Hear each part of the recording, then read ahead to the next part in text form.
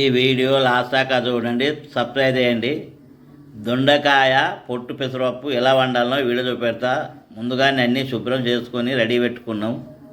Stove అంటు పెట్టినాం. Stove పైన మట్టి కంతులు పెట్టుకున్నాం. అందులో 2 చెంచాల నూనె, 1 చెంచా పోపిత్తులు, 1 చెంచా జీలకర్ర, ఉల్లిగడ్డలు, కల్జామాకు, పచ్చిమిర్చి దూరగా గోలివ్వాలి. 1/2 చెంచా పసుపు, 1/2 చెంచా ఇంగు, 1 చెంచా అల్లం వెల్లిపాయ పచ్చివాసన వేదా గొలుచుకోవాలి. చిన్నగా కోసుకున్న దొండకాయ వేసుకోవాలి.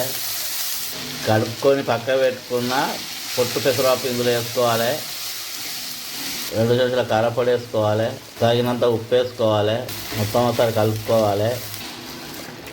2 గ్లాసుల నీళ్ళు పోసుకోవాలి. చిన్న మంట మీద 20 నిమిషాలు ఉడికించుకోవాలి మూత పెట్టి. కూర రెడీ అయింది.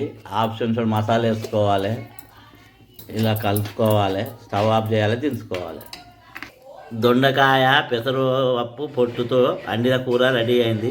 గుమగుమలాడుతుంది. వేడివేడి అన్నంతో కానీ చపాతీతో కానీ తింటే చాలా రుచిగా ఉంటుంది. ఇది మళ్ళీ కావాలనిపిస్తుంది.